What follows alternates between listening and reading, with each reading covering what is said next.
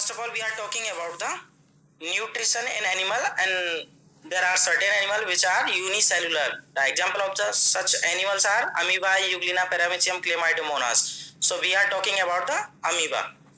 So amoeba में nutrition किस तरह से होता है आपको स्क्रीन पर दिखाई दे रहा है। तो स्क्रीन पर देखिए इसकी बॉडी। फर्स्ट ऑफ ऑल आपको पता होना चाहिए कि इसकी बॉडी जो है एसिमेट्रिक होती है। It means that it is not symmetry.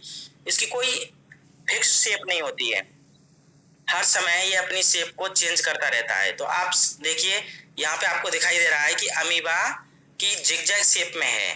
तो जैसे ही फूड पार्टिकल्स के संपर्क में ये आता है तो ये अपने आप को स्यूडोपोडिया क्रिएट कर लेता है। स्यूडोपोडिया इसके होते ही हैं, तो स्यूडोपोडिया के अंदर इस तरह से वैक्यूल क्रिएट कर लेता है कि उसको फूड वैक्यूल के रूप में काम करने लगती है। तो यहाँ थर्ड स्टेप में आप देख रहे हो कि कंप्लीटली इसने क्या कर लिया, फेगोसाइटोसिस कर लिया है इसने। फूड जो भी फूड था उसको एक वैक्यूल में बंद कर करके यहाँ पे और फेगोसाइटोसिस की प्रोसेस से अपनी बॉडी के अंदर ले लिया। अंदर लेने के बाद में आगे क्या होगा, यहाँ पे ये तो हो गया इंजेक्शन की process, intake of food.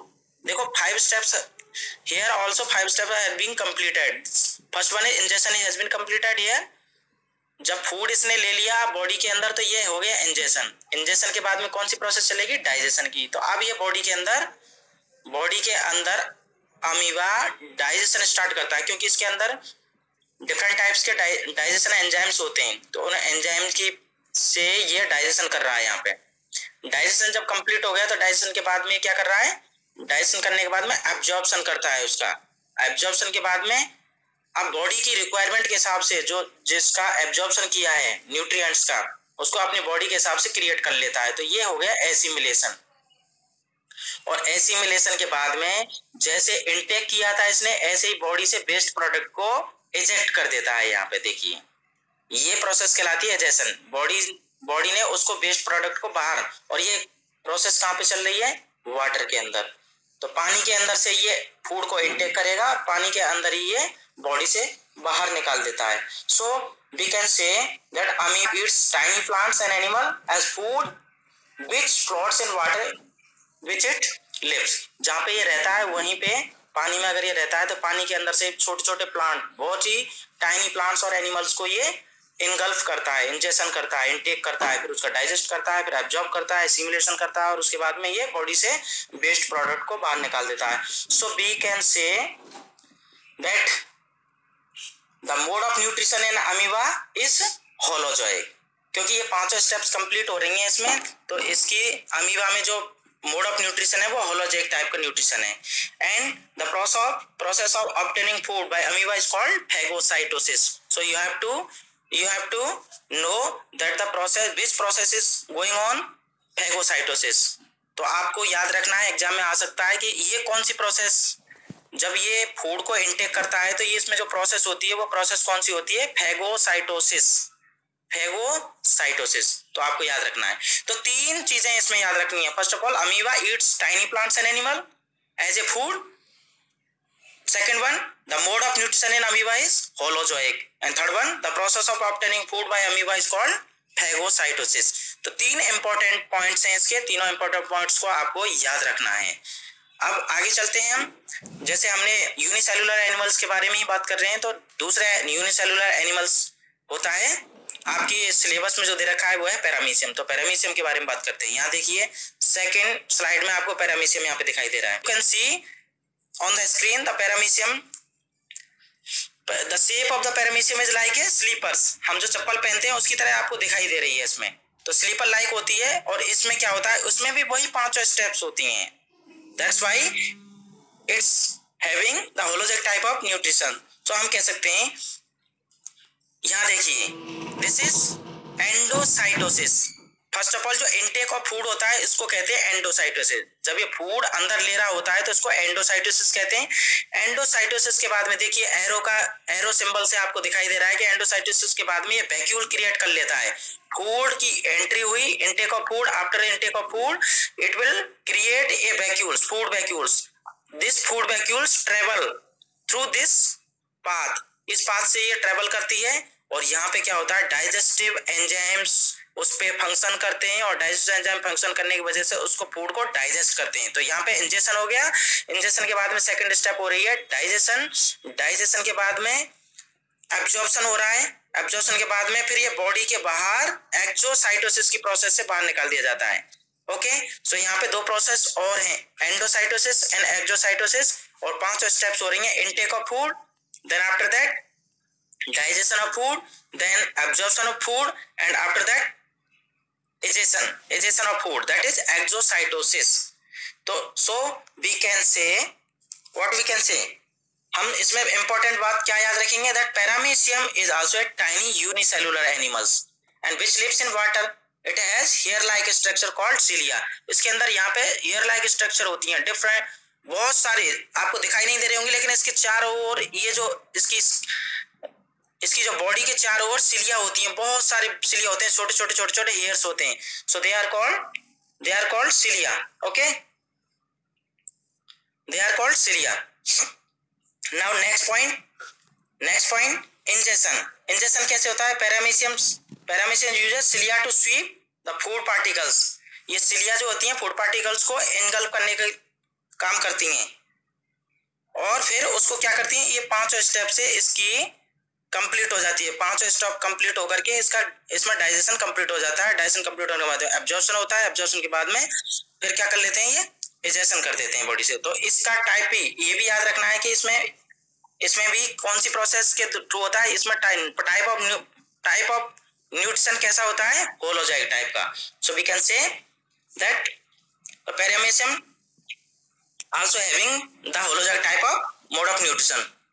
Okay, so इतना इसमें याद रखना है। इसमें एक चीज ये याद रखनी है कि एंडोसाइटोसिस होता है जब बॉडी जो है फूड पार्टिकल्स को इंटेक करती है, तो ये एंडोसाइटोसिस होता है, और जब बाहर निकालती है तो एक्सोसाइटोसिस होता है। ओके, तो ये दोनों यूनिसेलुलर एनिमल्स के बारे में आपने जानकारी मिल गई कि किस तरह से इनके अंदर मोड ऑफ न्यूट्रिशन होता है, यानी न्यूट्रिशन किस तरह से होता है। अब हम बात करते हैं ह्यूमन में। तो ह्यूमन का डायग्राम आपको यहाँ पे दिखाई दे रहा है, ह्यूमन बॉडी का डाइजेशन का। तो इसमें भी ह्यूमन बॉडी के अंदर भी 5 टाइप्स की स्टेप्स ही होती हैं। फर्स्ट इंजेक्शन यानी intake of food, then after that digestion. Complete digestion होने में यहाँ से यहाँ तक का टाइम, माउथ से लेकर के from mouth to small intestine digestion complete होता है।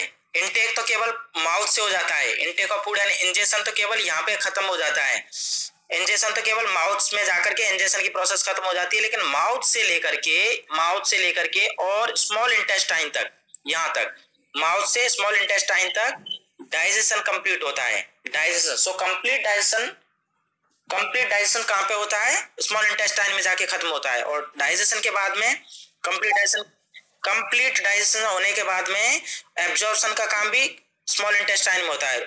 स्मॉल इंटेस्टाइन के बाद में फिर यहाँ पे जो बचा कुचा जो उसमें ज्यादा लिक्विड होता है, तो एब्जॉर्प्शन होता है वाटर का। किसमें? लार्ज इंटेस्टाइन में। लार्ज इंटेस्टाइन, देखिए लार्ज इंटेस्टाइन है, तो लार्ज इंटेस्टाइन में आकर के क्या होता है, केवल वाटर का एब्जॉर्प्शन होता है, जिससे कि वो सॉलिड बन जाता है, वेस्ट प्रोडक्ट जो है सॉलिड बन जाता है, और लास्ट में कहाँ पे आ जाता है, वो रेक्टम में स्टोर हो जाता है। और स्फिंक्टर जो मसल्स होती हैं वो इस वेस्ट प्रोडक्ट को बाहर फेंक देती हैं। फिर स्फिंक्टर मसल्स काम आती हैं इसमें भी। तो स्फिंक्टर जो मसल्स हैं उनका काम होता है पुश करना, डाइजेस्टेड फूड को पुश करने का काम इनका रहता है। तो अब देखिए एक एक करके मैं बात करूंगा, ठीक है। तो फर्स्ट ऑफ ऑल हम बात करते हैं इंजेक्शन की। तो इंजेक्शन क्या है? The process of taking food. क्या आप ये कह सकते हैं कि इंजेक्शन यहाँ पे हो रहा है, तो injection the process of taking food into the body is called injection. Enough, इतना लिखना है बस इंजेक्शन में। उसके बाद में डाइजेशन में आपको क्या लिखना है कि किस तरह से उसको डिफाइन करेंगे डाइजेशन को। तो डाइजेशन तो माउथ से starting from mouth to small intestine. So we can say that the digestion the process in which here you can from here digestion start from here, so you can say the process in which the food containing large insoluble molecule is broken down into the small soluble molecule which can be absorbed by the food to get required nutrient, that is called the that is called the digestion. तो यहाँ से पूरा यहाँ से यहाँ तक होगा और एब्जॉर्प्शन हो जाएगा पूरा माउथ से स्टार्ट होकर के और स्मॉल इंटेस्टाइन पर डाइजेशन खत्म हो जाता है। तो ये डाइजेशन आप डाइजेशन में इस तरह से लिख सकते हो। Then after digestion absorption start. तो एब्जॉर्प्शन में क्या कह सकते हैं आप, द प्रोसेस ऑफ, यहाँ पे होती है एब्जॉर्प्शन, यहीं पे स्मॉल इंटेस्टाइन में होगी। तो the process of distribution of digested food to body part is called absorption. यहाँ पे क्योंकि यहाँ पे क्या प्रोसेस, एक क्या स्पेशल स्ट्रक्चर मिलती है स्मॉल इंटेस्टाइन में, माइक्रोबिलाई एंड बिलाई मिलती है, finger like structure, because finger like structure villi and microvilli are found in intestine, small intestine, so they play an important role to absorb the digested food। Nutrient को absorb कर लेती हैं यहाँ पे, क्योंकि उसमें मिलाई और माइक्रोबिलाई होती हैं। और बिलाई और माइक्रोबिलाई का काम क्या होता है, ये हमारे स्मॉल इंटेस्टाइन के एरिया को क्या कर देती हैं, लार्ज कर देती हैं, यानी कि एरिया बहुत ज्यादा हो जाता है जिससे कि वो आसानी से एब्जॉर्ब किया जा सकता है फूड का। अब इसके बाद में जब एब्जॉर्ब हो गया यहाँ पे फूड, तो फूड के बाद में क्या होता है, फूड के एब्जॉर्ब के बाद में होता है एसिमिलेशन। तो assimilation, what is assimilation, what do you mean by assimilation? तो assimilation is the process in which the absorb food is taken in by the body, और बॉडी नहीं बल्कि सेल्स के द्वारा लिया जाता है, बॉडी सेल्स के द्वारा उसको एब्जॉर्ब किया जाता है और उसको फिर अपने रिक्वायर न्यूट्रिएंट के हिसाब से उनको मॉडिफिकेशन किया जाता है। So assimilation is the process in which the absorb food is taken by the body cells and used for energy, growth and development and repair for further growth. आगे के लिए जो भी प्रोसेस होगी बॉडी के अंदर, उसके लिए उसको अंदर इनटेक कर लिया जाएगा और अपने हिसाब से मॉडिफिकेशन कर लिया जाएगा। तो ये होगी प्रोसेस एसिमिलेशन की। After that egestion. तो इजेशन में आप क्या लिखेंगे, the process in which the undigested food is remove from our body is called ingestion, egestion. तो ये फूड को जो वेस्ट प्रोडक्ट है उसको अगर बॉडी से बाहर निकाल दिया जाता है तो this process is called egestion. तो ये प्रोसेस हो गई। अब मुझे लगता है कि आपको नेक्स्ट स्क्रीन पे आप देखिए, नेक्स्ट स्क्रीन दिखाई दे रही है, यानी कि माउथ का पूरा ओरल कैविटी दिखा रहा हूं मैं यहाँ पे आपको।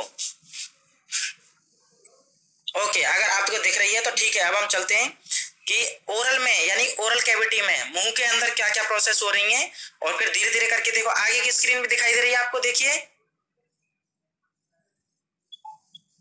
यानी चेंज हो रही है स्क्रीन, आगे की स्क्रीन चेंज हुई। ओके, तो चेंज हो रहे हैं तो फिर ठीक है। ओके, तो हम चलते हैं अभी first of all oral cavity पे चलते हैं। तो यहाँ पे क्या होता है, तो सबसे पहले आपको ऑर्गन के बारे में मालूम है कि कौन कौन से ऑर्गन के जो ऑर्गन है वो पार्टिसिपेट कर रहे हैं डाइजेशन के, पूरे डाइजेशन के प्रोसेस में, यानी न्यूट्रिशन की जो प्रोसेस हो रही है ह्यूमन बॉडी में, तो कौन कौन से बॉडी पार्ट काम कर रहे हैं। तो देखिए हम कह सकते हैं फर्स्ट ऑफ ऑल माउथ, जिसको कहते हैं वोकल कैविटी। आफ्टर दैट इसी में देख लीजिए पहले, फर्स्ट ऑफ ऑल माउथ जिसको कहते हैं वोकल कैविटी, उसके बाद में oesophagus, this food pipe is called oesophagus. तो ये ईसोफेगस काम कर रही है। आफ्टर दैट डायफ्राम का भी काम होता है यहाँ पे, डायफ्राम, हाँ डायफ्राम भी होता है जो हमारे ऊपर के जो ईसोफेगस को पेनिट्रेट करके उसमें डायफ्राम में ट्रेवल करती है, और उसके अंदर डायफ्राम से नीचे मिलता है स्टोमक। तो नेक्स्ट ऑर्गन काम आ रहा है यहाँ पे हमारा स्टोमक, और इसकी जो शेप है देखिए, शेप को देखिए जे शेप में मिल रहा है, ये जे शेप में, ऐसे जे शेप में, तो इसकी शेप होती है जे शेप। उसके बाद में देखिए धीरे धीरे नीचे गए तो यहाँ पे स्टोमक के नीचे देखिए ये स्मॉल इंटेस्टाइन है, ये लंबाई में तो बड़ी है लेकिन इसको कहते हैं small intestine because the diameter is very small compare to the large intestine. दोनों को अगर आप कंपेयर करोगे तो लार्ज इंटेस्टाइन की बजाय स्मॉल इंटेस्टाइन का जो डायमीटर है वो कम है, इसलिए इसको स्मॉल इंटेस्टाइन कहते हैं। But the length is more than the compare to the large intestine. Large intestine लंबाई में छोटी है, डायमीटर में बड़ी है, लेकिन स्मॉल इंटेस्टाइन डायमीटर में कम है लेकिन लेंथ में ज्यादा है।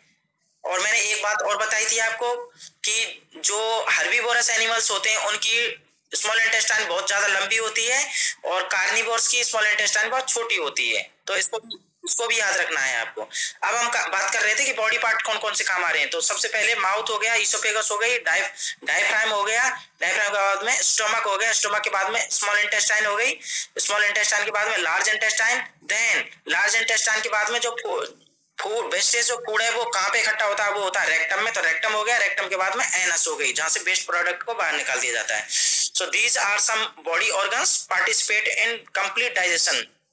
तो ये आपको समझ में आ गया। अब हम चलते हैं क्या, डायफ्राम तो केवल सेपरेट करती है। देखिए यहाँ पे होता है डायफ्राम, ये यहाँ पे, यानी कि वो हमारे फूड पाइप को किससे डिटैच करके रखता है, स्टोमक से। स्टोमक और ईसोफेगस, स्टोमक और ईसोफेगस को सेपरेट करके रखता है। और नीचे, उसके नीचे होता है हार्ट और लंग्स होते हैं। तो लंग्स और हार्ट को भी सेपरेट करता है वो। यहाँ से एक, यहाँ से जो मैं, मेरा जो पॉइंटर आपको दिखाई दे रहा है, पॉइंटर को जो मूव कर रहा हूं, यहाँ से नीचे एक परत होती है, एक लेयर होती है, उसको कहते हैं डायफ्राम। डायफ्राम ऐसा होता है, इस शेप में होता है, डंबल शेप में होता है, ऐसे टोम शेप में ऐसे। तो डायफ्राम केवल एक पतली सी मेम्ब्रेन्स होती है जो हमारे ईसोफेगस को और नीचे के बॉडी पार्ट्स को सेपरेट करके रखती है, जैसे लीवर, स्टोमक, हार्ट और लंग्स, इनको सेपरेट करके रखती है। तो डायफ्राम का तो सिर्फ इतना सही काम है। तो लेकिन पार्टिसिपेट ये है कि पेनिट्रेट करके जाती है ये ईसोफेगस। ईसोफेगस जो है किसमें को पेनिट्रेट करके जाती है, नीचे डायफ्राम को, हाँ डायफ्राम को पेनिट्रेट करके नीचे जाती है इसको। ओके, अब हम बात करते हैं, सबसे पहले बात करते हैं, देखिए माउथ से लेकर के, माउथ बकल कैविटी से लेकर के और कंप्लीट एनस तक, ये कहलाती है एलिमेंट्री कैनाल। इसको पूरे जो भी बॉडी पार्ट्स इसमें पार्टिसिपेट कर रहे हैं, इन सबको कहेंगे हम एलिमेंट्री कैनाल। और so we can say that alimentary canal or gut is the entire path of the food from mouth to anus. This is called alimentary canal. And small intestine is longer than large intestine. We have been discussed about this. Small intestine जो होती है वो large intestine से ज्यादा लंबी होती है। और अब बात करते हैं first of all buccal cavity की। बकल कैविटी की अगर हम बात करें तो फर्स्ट ऑफ ऑल जो फूड जो पार्टिकल्स हैं वो यहाँ पे च्यूइंग के लिए, mechanical, by the mechanical process teeth is playing important role for chewing the food. यानी कि यहाँ पे जो दांत हैं हमारे, वो खाने को, फूड पार्टिकल्स को छोटे छोटे पार्टिकल्स में तोड़ देते हैं और वो फिर सलाइवा, इसमें देखिए यहाँ पे जो दिखाई दे रहे हैं ना नीचे की सबलिंगुअल पार्ट और पैरोटिड पार्ट, ये छोटे छोटे ये पॉइंट्स जो आपको दिखाई दे रहे हैं, यहाँ पे ये क्या होती हैं, चलो आगे के स्टेप में, आगे के उसमें बता रहा हूँ। यहाँ पे देखिए, ये आपको जो दिखाई दे रहे हैं पॉइंटर से मैं जो दिखा रहा हूँ, 1 2 3 और 4, ये जो येलो कलर में आपको दिखाई दे रही है ना, येलो कलर में ये सलाइवरी ग्लैंड्स हैं। येलो कलर में जो भी जो जहां दिखाई दे रहे हैं, देखिए एक तो हमारे जीभ के नीचे ये जो रहती हैं ये सलाइवरी ग्लैंड्स हैं। और ये यहाँ पे जो होती हैं, एक कान के पास में होती हैं, ये पैरोटिड होती हैं, ये भी सलाइवरी ग्लैंड्स हैं। तो ये अपना सीक्रेशन कहाँ पे छोड़ती हैं, देखो यहाँ पे अपने बकल कैविटी में छोड़ रही हैं, यहाँ से भी और यहाँ से और यहाँ से, चारों ओर से ये हमारे सलाइवरी ग्लैंड जो हैं अपने सीक्रेशन को माउथ कैविटी में छोड़ देती हैं, जिससे कि सलाइवा जो है, सलाइवा में अब आपको मालूम है कि सलाइवा के अंदर कौन सा एंजाइम होता है, सलाइवा के अंदर सलाइवरी एमाइलेज एंजाइम होता है। सलाइवरी एमाइलेज एंजाइम होता है, वो किस पे काम करता है, कार्बोहाइड्रेट का ब्रेक डाउन करने का काम करता है। तो मैकेनिकल प्रोसेस कौन करता है, मैकेनिकल प्रोसेस टीथ तो च्यूबिंग का काम करते हैं, छोटे छोटे पार्टिकल्स में उसको कन्वर्ट कर देते हैं, छोटे पार्टिकल कन्वर्ट होकर के उसमें क्या मिल जाता है, सलाइवा में सलाइवरी एमाइलेज होता है। सलाइवरी एमाइलेज उसको कार्बोहाइड्रेट का ब्रेक डाउन कर देता है और फिर उसके बाद में यहाँ से फेरिंग्स से नीचे फूड पाइप के थ्रू, फूड पाइप से नीचे जो डाइजेस्टेड जो फूड है वो नीचे चला जाता है। अब डाइजेस्टेड फूड नीचे जाएगा, यहाँ पे, यहाँ से देखिए डाइजेस्टेड फूड पाइप में एंटर कर लेगा। और फूड पाइप के अंदर मैंने बताया था आपको, फूड पाइप के अंदर पेरिस्टाल्टिक मूवमेंट होता है, क्योंकि फूड पाइप की जो अंदर की जो लेयर होती है उसमें कॉन्ट्रैक्शन होता है और रिलैक्सेशन होता है। बार बार कॉन्ट्रैक्शन एंड रिलैक्सेशन की वजह से यहाँ पे एक मूवमेंट क्रिएट होता है, जिस मूवमेंट का नाम है पेरिस्टाल्टिक मूवमेंट। तो पेरिस्टाल्टिक मूवमेंट का काम इतना ही है कि जो डाइजेस्टेड फूड है उसको पुश करता है नीचे की तरफ, पुश करेगा तो वो फूड पार्टिकल डाइजेस्टेड फूड कहाँ पे चले जाएंगे? स्टमक में। अब स्टमक का काम आ गया, यहाँ का ईसोफेगस तक का काम खत्म हो गया, अब स्टमक में आया फूड। तो स्टमक में क्या होता है? स्टमक में देखिए, अब नेक्स्ट स्टेप में देखिए आप, स्टमक में जैसे ही फूड स्टमक में आएगा, तो यहाँ पे मैंने आपको बताया था कि स्टमक का जो फूड है, तो स्टमक में क्या क्या चीजें होती हैं, मैंने कल भी आपको डिस्कस किया था कि स्टमक के अंदर कौन कौन से एंजाइम सीक्रेट होते हैं। मैंने बताया था तीन चीजें, तीन केमिकल इसमें सीक्रेट होते हैं। फर्स्ट ऑफ ऑल HCl यानी हाइड्रोक्लोरिक एसिड सीक्रेट करता है। सेकंड मैंने आपको बताया था कि ये म्यूकस भी सीक्रेट करता है। इसके चार म्यूकस जो होती है वो इसके चारों लेयर बनाती है। म्यूकस जो स्टमक के स्टमक के अंदर इनर लेयर बनाती है। यहाँ पे अगर इनर लेयर होती है उसका काम ये होता है कि वो प्रोटेक्ट करता है कि HCl अगर ज्यादा सीक्रेट हो जाता है तो इसको डिस्ट्रॉय होने से बचाता है, अंदर स्टमक को सेफ कर देता है, वो डिस्ट्रॉय होने से बचाता है, जिससे कि एसिड का ज्यादा फर्क नहीं पड़े, एसिडिटी ना हो और एसिडिक अल्सर ना हो जाए, पेट में अल्सर ना हो जाए। अगर ऐसा ज्यादा एसिड अगर चले गए तो क्या हो जाएगा, यहाँ पे अल्सर हो सकते हैं, पेट में घाव हो सकते हैं, और पेट में घाव हो गए तो फिर क्या होगा, फूड प्रॉपर्ली डाइजेस्ट नहीं होगा। इसलिए ये म्यूकस का काम होता है कि ये प्रोटेक्ट करके रखता है, लेयर की तरह काम करता है यहाँ पे। ओके, अब इसमें क्या है, तीन चीजें मैंने बताई थी कि स्टोमक के अंदर हाइड्रोक्लोरिक एसिड सीक्रेट होता है, म्यूकस सीक्रेट होता है, और एक मैंने एंजाइम आपको बताया था पेप्सिन का सीक्रेशन होता है इसमें।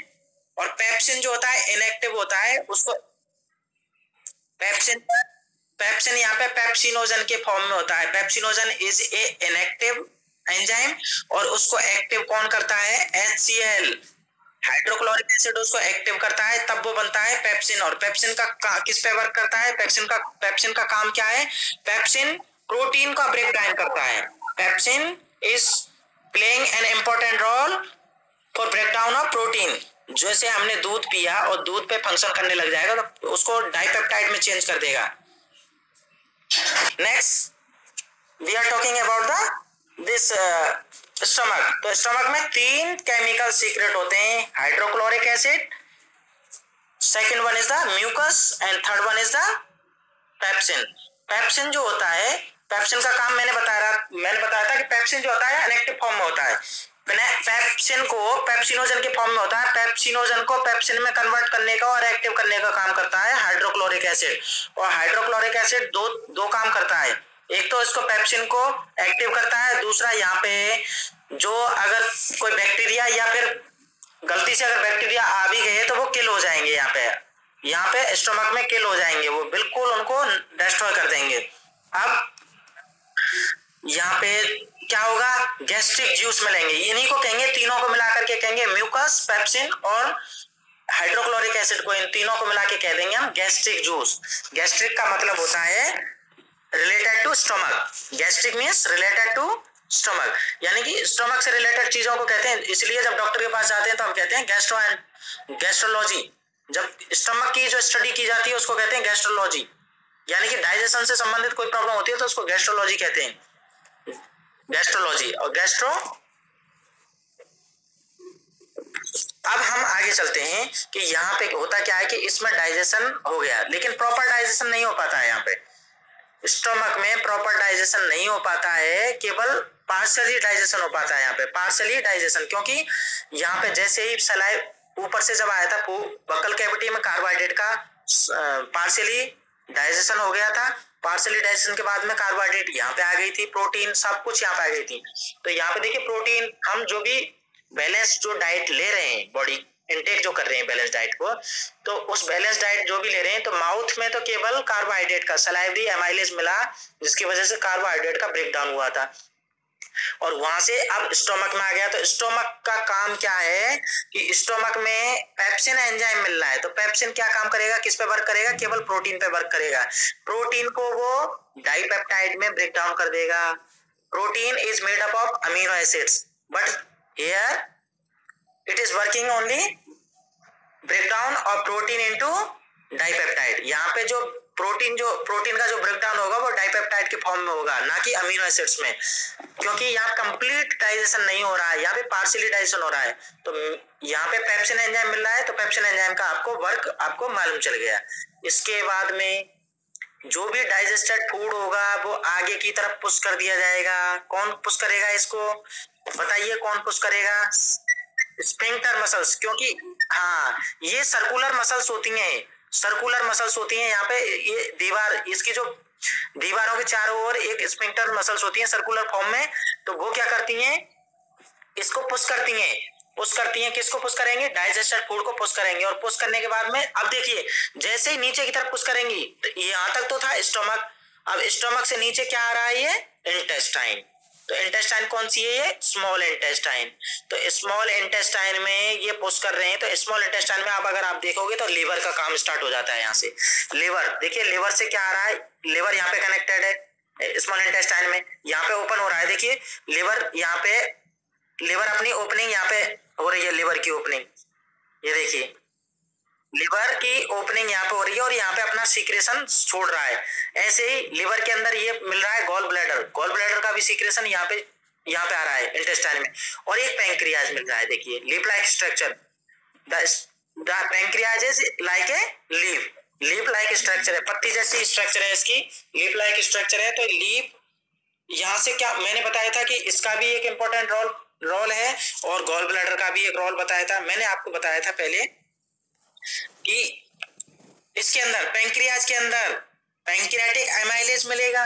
ध्यान करो, कल मैंने आपको बताया था कि ये जो सीक्रेशन जो होगा इसको कहेंगे pancreatic glands. Pancreatic is a type of gland and secret different type of enzymes like pancreatic amylase, second one trypsin and third one is lipase. तो ये अपने तीनों का सीक्रेशन ये कहाँ पे छोड़ देते हैं, कहाँ पे ओपनिंग हो रही है? यहाँ पे, यहीं पे, यानी इंटेस्टाइन में अपना जो ग्लैंड्स का जो एंजाइम्स हैं उनको यहाँ पे सीक्रेट कर देते हैं, यहाँ पे स्मॉल इंटेस्टाइन में सीक्रेट कर देते हैं। तो इसने सीक्रेट कर दिया अपना सीक्रेशन, गॉल ब्लैडर ने अपना सीक्रेशन यहाँ पे सीक्रेट कर दिया। और गॉल ब्लैडर क्या निकाल रहा था, मैंने आपको कल भी बताया था, कल जब हम डिस्कस कर रहे थे तो गॉल ब्लैडर से हमने बताया था कि बाइल सॉल्ट, बॉयल सॉल्ट, ये बॉयल सॉल्ट्स को कहाँ पे डाल देता है, यानी कहाँ पे सीक्रेट करता है? इंटेस्टाइन में। वो भी कौन सी इंटेस्टाइन में? स्मॉल इंटेस्टाइन में। तो स्मॉल इंटेस्टाइन भी यहाँ पे आ जाता है, बॉयल सॉल्ट्स भी आ गया, पैंक्रियाटिक एमाइलेज आ गया, ट्रिप्सिन आ गया और लाइपेज आ गया। चार ये आ गया और एक पांचवा बॉयल सॉल्ट आ गया, ये आ गए। अब ये एक एक करके काम करेंगे स्मॉल इंटेस्टाइन में। क्या काम करेंगे स्मॉल इंटेस्टाइन में? देखिए यहाँ पे, अब ये स्मॉल इंटेस्टाइन में जब सीक्रेशन तो यहाँ पे मिल गया, सयानी स्क्रीन पे दिखाई दे रहा है कुछ?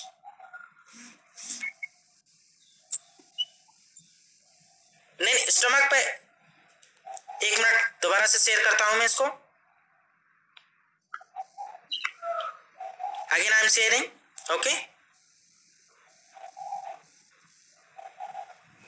सी, I am going to share.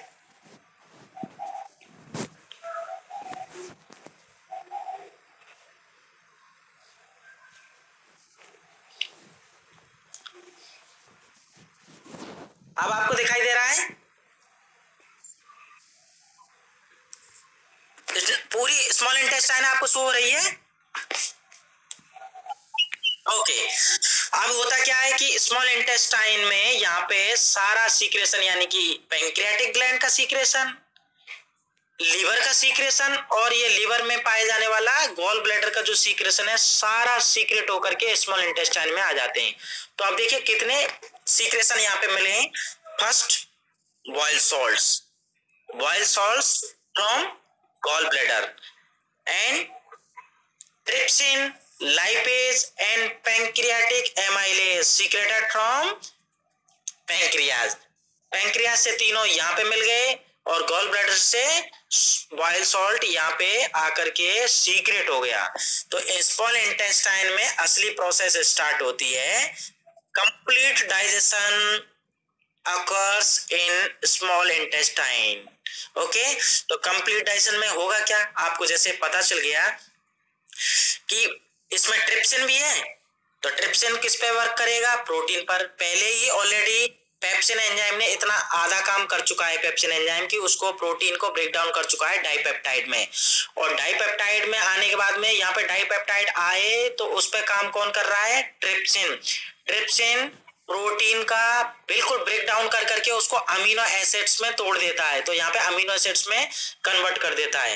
यानी प्रोटीन कंप्लीटली जहाँ पे जिस तरह से ब्रेक डाउन करना था कंप्लीटली प्रोटीन का ब्रेक डाउन यहाँ पे हो गया, क्योंकि इसमें आकर के कौन मिला था, स्मॉल इंटेस्टाइन में किसने वर्क किया, ट्रिप्सिन ने। Trypsin play an important role to break down of dipeptide into amino acids. तो अमीनो एसिड्स में उसको तोड़ दिया, तो हमें अमीनो एसिड्स ही चाहिए थे। प्रोटीन से हमें अमीनो एसिड्स की रिक्वायरमेंट होती है और अमीनो एसिड से ही प्रोटीन मिलके बनी होती है। हम चाहे रिक्वायरमेंट के हिसाब से अमीनो एसिड्स को रीअरेंज कर करके अपने हिसाब से प्रोटीन का फॉर्मेशन कर सकते हैं, बॉडी फॉर्मेशन कर सकती है। सेल्स में वो उसका फॉर्मेशन होता है प्रोटीन का। प्रोटीन सिंथेसिस होता है जब सेल साइकिल चलता है।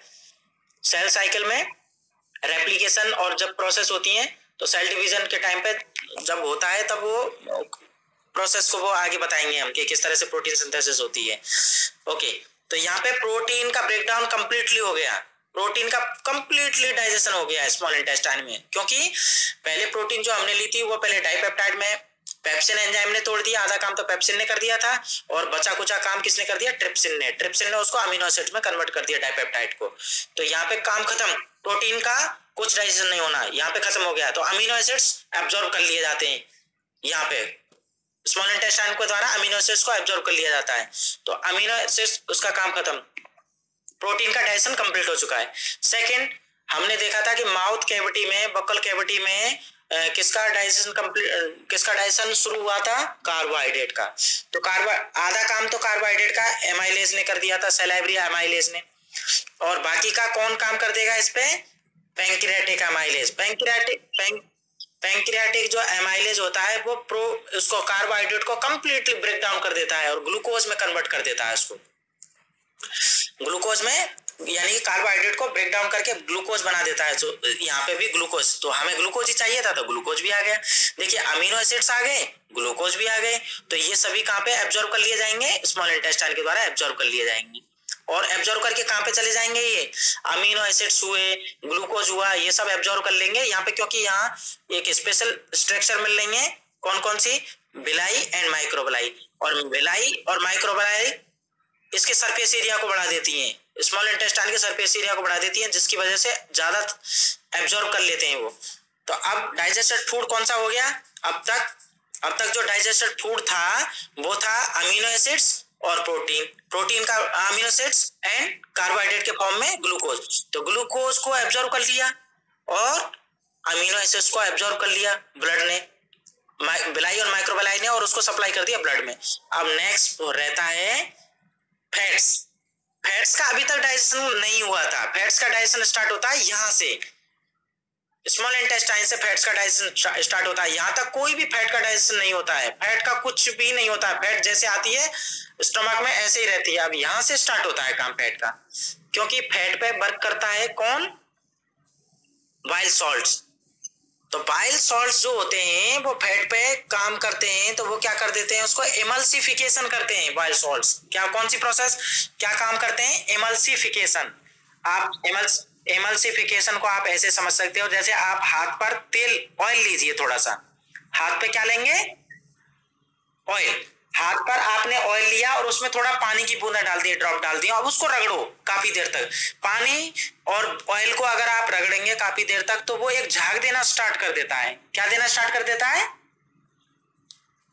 फोम बना लेता है, साबुन की तरह झाग बनाना स्टार्ट कर देता है। आप करके देखना, आज थोड़ा सा ऑयल लेना, मस्टर्ड ऑयल लेना और पानी लेना, और उनको पानी और ऑयल को खूब रगड़ना। रगड़ने पे आपको पता चलेगा कि वो एक एमल्सिफिकेशन होता है, वो यानी झाग सा बना लेता है, सफेद सब जाती है, व्हाइट वो हो जाती है, तो उसको कहते हैं एमल्सिफिकेशन।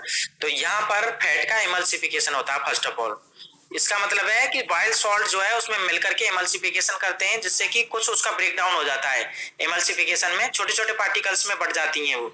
अब एमल्सिफिकेशन के बाद में अब होगा क्या, यहां से क्या सीक्रेट हो रहा है, लाइपेज। अब लाइपेज जो होता है वो जो छोटे छोटे मिसाइल सी जो बने हैं, जो एमल्सिफिकेशन हुआ, एमल्सिफिकेशन पे वर्क करता है लाइपेज, और लाइपेज उसको तोड़ देता है। जो कुछ जो कुछ बाइल सॉल्ट ने किया है उसके बाद में आगे का काम करता है लाइपेज, और लाइपेज ब्रेक डाउन कर देता है completely break down of the lipids into glycerol and fatty acids में। किसमें करेगा? फैटी एसिड्स एंड ग्लिसरॉल में। तो अब हमारे स्मॉल इंटेस्टाइन में सारे के सारे जो न्यूट्रिएंट हमें चाहिए थे वो यहाँ पे आ गए। कौन कौन से? देखिए, प्रोटीन का ब्रेकडाउन हो गया कंप्लीटली, अमीनो एसिड्स में ब्रेकडाउन हो गया था, और कार्बोहाइड्रेट का ब्रेकडाउन हो गया था ग्लूकोज में, एंड लिपिड जो फैट हमने ली थी खाने में, फूड इंटेक किया था, उसका ब्रेकडाउन हो गया फैटी एसिड्स एंड ग्लिसरॉल में कन्वर्ट हो गई है। तो फैटी एसिड एंड ग्लिसरॉल अब इनका एब्जॉर्प्शन कर लिया जाता है माइक्रोबिलाई और बिलाई के द्वारा, इसका एब्जॉर्प्शन कर लिया जाता है। और एब्जॉर्प्शन के बाद में देखिए, जो मिलाई और माइक्रोबिलाई होती हैं उनमें क्या होती हैं? ब्लड कैपिलरीज होती हैं। ब्लड कैपिलरीज यानी कि वहां तक ब्लड जाता है तो ब्लड उसको एब्जॉर्ब कर लेता है। जो न्यूट्रिशन जो होते हैं इसके चारों ओर, स्मॉल इंटेस्टाइन के चारों ओर, यहाँ पे देखिए स्मॉल इंटेस्टाइन है, तो स्मॉल इंटेस्टाइन के चारों ओर ये पूरे यहाँ पे ब्लड का, क्योंकि बिलाई और माइक्रोबिलाई ब्लड होता है तो ब्लड उनको क्या कर लेता है? एब्जॉर्ब कर लेता है। सारे न्यूट्रिएंट्स को ब्लड जो है एब्जॉर्ब कर लेता है। एब्जॉर्ब करके कहाँ पे भेज देता है? पूरी बॉडी के अंदर सप्लाई कर देता है उसको। तो सारे के सारे न्यूट्रिएंट कहाँ पे आ जाते हैं? ब्लड में। ब्लड में आ जाते हैं। अब जो बचा कुचा जो रह जाता है वेस्ट प्रोडक्ट होता है वो नीचे की तरफ स्फिंक्टर मसल्स के द्वारा आगे की तरफ पुश कर दिया जाता है और आगे चला जाता है ये इसमें लार्ज इंटेस्टाइन में। तो लार्ज इंटेस्टाइन का कुछ ज्यादा खास काम नहीं है। लार्ज इंटेस्टाइन का काम ये है कि उसके अंदर जो एक्सेसिव अमाउंट में जो वाटर होता है, वाटर को एब्जॉर्बेशन किस में होता है? कौन करता है? लार्ज इंटेस्टाइन करती है। और लार्ज इंटेस्टाइन उसको एब्जॉर्ब करके, वाटर को एब्जॉर्ब करके वो फूड को, वेस्ट प्रोडक्ट जो होता है उसको थोड़ा सॉलिड फॉर्म में बना देती है। सॉलिड फॉर्म में यहाँ पे ये होता है रेक्टम, और रेक्टम में स्टोर हो जाता है। जब भी हमें इजेक्ट करना होता है तो स्फिंक्टर मसल्स उसको इजेक्ट कर देती हैं और एनएस के थ्रू वो बॉडी से बाहर इजेक्ट कर दिया जाता है। तो यहाँ पे हमारी प्रोसेस कंप्लीट हो जाती है इजेशन की। इजेशन की भी प्रोसेस यहाँ पे कंप्लीट हो जाती है। तो अब जाकर के हमारी 5 स्टेप्स कंप्लीट हो गई। तो इसका मतलब है कि हमारा डाइजेशन कंप्लीट हो गया। ह्यूमन बॉडी के अंदर डाइजेशन कंप्लीट हो गया। कहां पे जाकर के? एनस से जब वेस्ट प्रोडक्ट को बाहर निकाल दिया जाता है तो ये प्रोसेस कहलाती है इजेशन की। तो ये हो गई आपकी प्रोसेस ह्यूमंस में न्यूट्रिशन।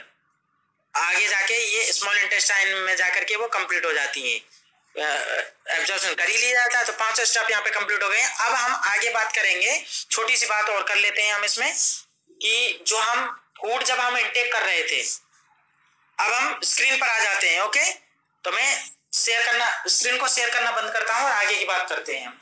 ठीक है, आगे देखिए, मैं स्क्रीन को स्टॉप करता हूं, स्क्रीन को। ओके, तो अब आप वापस से स्क्रीन पे आ रहे हो। आप मुझे बता देना कि आपको स्क्रीन दिखाई दे रही है कि नहीं दिखाई दे रही है।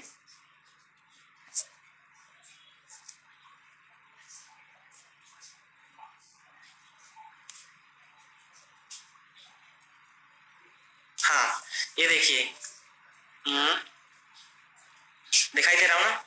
हाँ, अब देखिए, अब होता क्या है कि हमारा डाइजेशन कंप्लीट हो गया। इसमें किसी को कोई भी प्रॉब्लम नहीं होनी चाहिए।